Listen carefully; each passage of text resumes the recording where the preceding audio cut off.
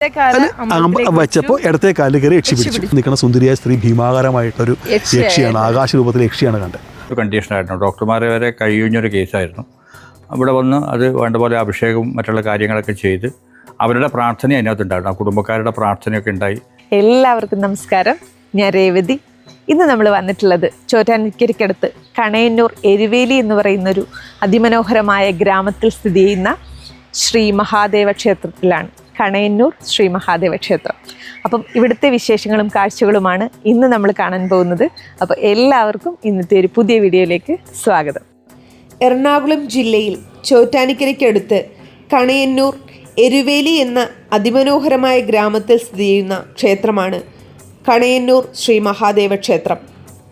ഏകദേശം 1500 വർഷത്തിലധികം പഴക്കമുള്ള അതിപുരാതനമായ ക്ഷേത്രമാണ് ഇത്. വളരെയധികം ഐതിഹ്യ പെരുമകളുള്ള ഈയൊരു ക്ഷേത്രം നമ്മുടെ മുൻ തലമുറയ്ക്കും ഇപ്പോഴത്തെ തലമുറകൾക്കും എല്ലാം ധാരാളം അനുഭവങ്ങൾ സമ്മാനിച്ചിട്ടുണ്ട്. ശിവഭഗവാനാണ് ഇവിടുത്തെ മുഖ്യപ്രതിഷ്ഠ.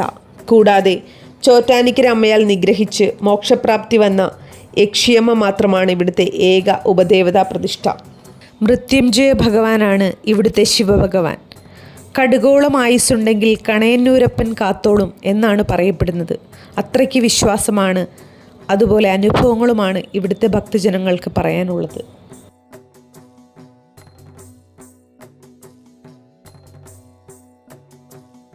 അപ്പോൾ ക്ഷേത്രത്തിൻ്റെ ഉടമ ശ്രീ പള്ളിപ്പുറത്ത് നാരായണൻ നമ്പൂതിരിപ്പാട്, അദ്ദേഹം നമ്മുടെ ഒപ്പം ഉണ്ട്.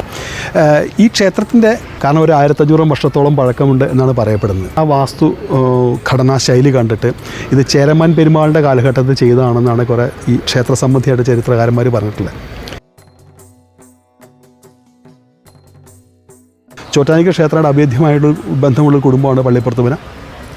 അപ്പോൾ ഞങ്ങളുടെ ഒരു സ്വന്തം കുടുംബക്ഷേത്രം പോലെയാണ് ഈ കണയന്നൂർ മഹാദേവ ക്ഷേത്രം.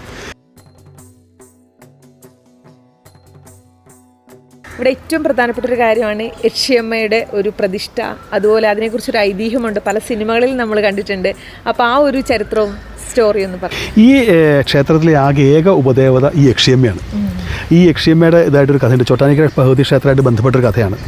പണ്ട് ഒരു നമ്പൂതിരി കഥകളി കാണാൻ വേണ്ടി പോവുകയും അദ്ദേഹത്തിൻ്റെ കയ്യിൽ ദേവിമാലം ഗ്രന്ഥം ഉണ്ടായിരുന്നു. അപ്പോൾ ഈ ഗ്രന്ഥം അദ്ദേഹത്തിൻ്റെ ഗുരുനാഥനായിട്ട് ഉള്ള മഹാമാന്ത്രിയായിട്ടുള്ള കോശാപ്പള്ളിക്ക് കൊടുക്കണം എന്നാണ് പറയുന്നത്. അപ്പോൾ അങ്ങനെ കോശാപ്പള്ളിക്ക് കൊടുക്കണം, അതിനുശേഷം കഥകളിക്ക് പോകാമെന്ന് പറഞ്ഞപ്പോൾ ഈ സ്ത്രീ കൂടി ഞാനും കഥകളിക്ക് വന്നോട്ടെന്ന് ചോദിച്ചു. അപ്പോൾ എനിക്ക് ഈ ഗുരുനാഥൻ്റെ ഈ ഗ്രന്ഥം കൊടുത്തിട്ട് വേണം പോകാമെന്ന് പറഞ്ഞു. അപ്പോൾ പലവട്ടം ഈ സ്ത്രീ പറഞ്ഞു, അതല്ല, ആ ഗ്രന്ഥം അവിടെ വച്ചു, നാളെ കൊടുത്താൽ പോരെ എന്ന് ചോദിച്ചു. അപ്പോൾ ഈ ഗുരുനാഥനെ വളരെയധികം ഭയഭക്തി ബഹുമാനമുള്ള ഈ ഇദ്ദേഹം തുപ്പൻ എന്ന് പറയുന്നു എന്ന് കേട്ടെ അദ്ദേഹം പറഞ്ഞു, അതല്ല, ഗുരുനാഥന് കൊടുത്തിട്ടേ വരുള്ളൂ എന്ന് പറഞ്ഞു. അങ്ങനെ ഗുരുനാഥൻ്റെ അടുത്തുകൊണ്ട് ഗ്രന്ഥം കൊടുക്കാൻ വന്നു. ഈ രാത്രി ആ സമയത്ത് ഒരു സ്ത്രീ കൂടെ പോകുന്നതിൻ്റെ ഒരു ഔചിത്യക്കുറവുണ്ട്. അപ്പോൾ അതുകൊണ്ട് ഈ സ്ത്രീ പടിപ്പുരെ കാത്തു നിന്നു. അപ്പോൾ വന്ന വഴിക്ക് ഇദ്ദേഹത്തിൻ്റെ മാതൃശക്തിയിൽ അദ്ദേഹത്തിന് മനസ്സിലായി കൂടെ ഈ വന്നത് ആരാണെന്ന് മനസ്സിലായി. ഗുരുനാഥന് മനസ്സിലായി ആരാണ് അദ്ദേഹത്തിനെ പുറത്തേക്കണം. ഇത് ചോദിച്ചു, ആരാ അങ്ങയുടെ കൂടെ വന്നേക്കണം എന്ന് വെച്ചു. അപ്പോൾ ഒരു സ്ത്രീ കൂടെ വന്ന് പറയാനുള്ള മടി കൊണ്ട് അദ്ദേഹം പറഞ്ഞു, ആരുമില്ല എന്ന് പറഞ്ഞു. ശരി, എന്നെ തൊട്ട് നോക്കാൻ പറഞ്ഞു. അങ്ങനെ ഗുരുനാഥനെ തൊട്ട് നോക്കിയപ്പോൾ ഈ അവിടെ നിൽക്കുന്ന സുന്ദരിയായ സ്ത്രീ ഭീമാകാരമായിട്ടൊരു യക്ഷിയാണ്, ആകാശരൂപത്തിൽ യക്ഷിയാണ് കണ്ടത്. അതോടെ ഇദ്ദേഹം പരിഭ്രമിച്ചു. ഒരു യക്ഷിയുടെ വിലയത്തിൽപ്പെട്ട വേറെ ഒന്നും ചെയ്യാൻ പറ്റില്ല, നിങ്ങൾക്ക് ചോറ്റാനിക്കര ഭഗവതിക്ക് മാത്രമേ രക്ഷപ്പെടുത്താൻ പറ്റുള്ളൂ. അങ്ങൊരു പണി ചെയ്യൂ, ഞാൻ അങ്ങക്ക് ഒരു 7 കല്ല് ജപിച്ചു തരാം. ഈ യക്ഷി അടുത്തേക്ക് വരുമ്പോൾ അങ്ങനെ ഓരോ കല്ലും അദ്ദേഹം പിന്നോട്ട് എറിയാൻ പറഞ്ഞു, പുറയിലേക്ക് എറിയാം. അപ്പോൾ യക്ഷി അത്രയും ഡിസ്റ്റൻസ് വരുന്നതാണ് ഇത് പറഞ്ഞത്.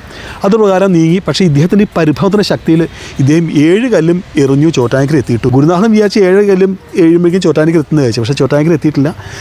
അപ്പോൾ വെളിച്ചം കണ്ടൊരു സ്ഥലത്തേക്ക് വന്നു. നിങ്ങളുടെ പള്ളിപ്പുറത്ത് മനയായിരുന്നു. അപ്പോൾ അവിടുത്തെ പള്ളിപ്പുറത്ത് മന നമ്മുടെ ഈ മനയായിരുന്നു. അപ്പോൾ ഇവിടുത്തെ കാരണവർ കുളി കഴിഞ്ഞ് ജപിച്ചുകൊണ്ടിരിക്കുന്ന സമയമായിരുന്നു. അദ്ദേഹത്തിൻ്റെ ഈ കുടുംബത്തിൻ്റെ സാത്വിക ശക്തിയിൽ യക്ഷിക്ക് അകത്തേക്ക് കയറാൻ പറ്റില്ല. യക്ഷി പുറത്ത് ഇതിലേക്ക് കയറാൻ പറ്റില്ല. ഈ യക്ഷി പുറത്ത് നിന്നേ ഉള്ളൂ. അപ്പോൾ ഈ കഥയൊക്കെ പറഞ്ഞപ്പോൾ അദ്ദേഹം പറഞ്ഞു, അത് ഞങ്ങൾക്ക് ഈ പറഞ്ഞത് ചോറ്റാനിക്കര ഭഗവതിക്ക് മാത്രമേ അങ്ങനെ രക്ഷപ്പെടുത്താൻ പറ്റുള്ളൂ.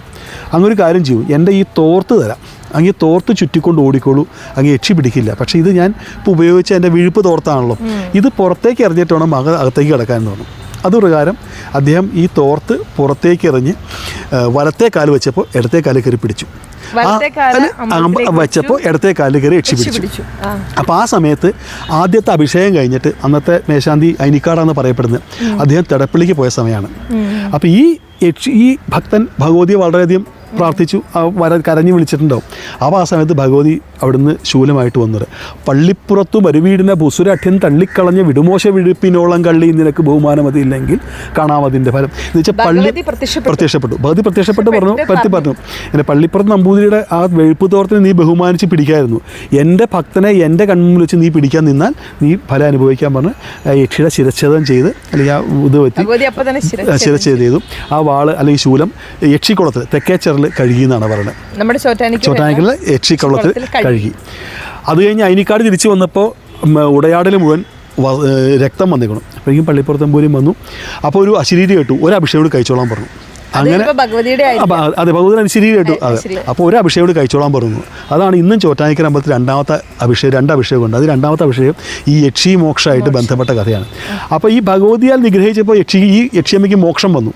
അപ്പോൾ ഈ ഒരു യക്ഷി മോക്ഷ താപം ഉണ്ടാവണ്ടെന്ന് തീർക്കാൻ വേണ്ടി ഞങ്ങളുടെ ഈ സ്വകാര്യ കുടുംബത്തിൽ ഞങ്ങളുടെ ഈ ക്ഷേത്രത്തിൽ യക്ഷിക്കൊരു പ്രതിഷ്ഠ വയ്ക്കുകയും ചെയ്തു. യക്ഷിയമ്മ ഇവിടെ പ്രതിഷ്ഠ വന്നു. അഷ്ടമംഗല പ്രശ്നം വന്നപ്പോഴും ഇതൊരു ദേവതാഗണത്തിലേക്ക് ഉയർന്നു കഴിഞ്ഞു.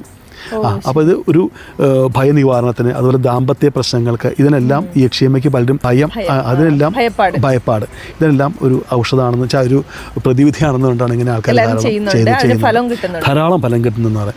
പലവിധ ഭയപ്പാടുകൾക്കും ദാമ്പത്യ പ്രശ്നങ്ങൾക്കും യക്ഷിയമ്മയെ ഇവിടുത്തെ ഭക്തർ ആശ്രയിച്ചു പോരുന്നു. യക്ഷിയമ്മയ്ക്ക് സമർപ്പിക്കാനുള്ള ഒരു വഴിപാടാണിത്. കുപ്പിവളയും കൺമഷിയും പൊട്ടും അതുപോലെ പട്ടുമുള്ള ഒരു തളിക. യക്ഷിയമ്മ ഭഗവതിയുടെ മുന്നിലാണ് നമ്മളിപ്പോൾ ഉള്ളത്. ഇവിടുത്തെ ശിവഭഗവാന്റെ അനുഗ്രഹങ്ങളെക്കുറിച്ച് മേൽശാന്തിക്കും ഒരുപാട് പറയാനുണ്ട്. ഇപ്പം ഞാൻ ഈ അമ്പലത്തിൽ വന്ന് മേൽശാന്തിയായി വന്നപ്പോൾ ഏകദേശം ഒരു 5 വർഷത്തോളമായി. വന്നതിന് ശേഷം അകത്ത് നമ്മൾ മനസ്സറിഞ്ഞ് എന്ത് കാര്യം സമർപ്പിച്ചു കഴിഞ്ഞാലും അതിൻ്റെ ഫലം 100% ഉറപ്പാണ്. അതിന് ഉദാഹരണമാണ് വന്ന കൊറോണ സമയത്തൊരു കുട്ടി വളരെ ക്രിട്ടിക്കലായിട്ടുള്ള ഒരു കണ്ടീഷനായിരുന്നു. ഡോക്ടർമാരെ വരെ കഴിയുന്നൊരു കേസായിരുന്നു. ഇവിടെ വന്ന് അത് വേണ്ട പോലെ അഭിഷേകവും മറ്റുള്ള കാര്യങ്ങളൊക്കെ ചെയ്ത് അവരുടെ പ്രാർത്ഥന അതിനകത്തുണ്ടായിരുന്നു. ആ കുടുംബക്കാരുടെ പ്രാർത്ഥനയൊക്കെ ഉണ്ടായി. ആ കുട്ടി റിക്കവറി ആയി ഇപ്പം സ്കൂളിൽ പഠിക്കാനൊക്കെ പോകുന്നത് വളരെ വ്യത്യാസം വന്നു. ഭഗവാന്റെ ഏറ്റവും പ്രധാനപ്പെട്ട ഒരു വഴിപാടാണ് മൃത്യുഞ്ജയ ഹോമം. ഈ ക്ഷേത്രത്തെ സംബന്ധിച്ചിടത്തോളം ഒരുപാട് ഭക്തർക്ക് അനുഭവങ്ങളുള്ള ഒരു കാര്യമാണെന്ന് ഞാൻ കേട്ടു. അപ്പൊ അതിനെ കുറിച്ചൊന്ന് പറയൂ. ഈ പണ്ട് മുതലേ കേട്ടതുണ്ട്, കടുകോളം ആയുസുണ്ടെങ്കിൽ കണയനൂരുപ്പം കാക്കുന്നു.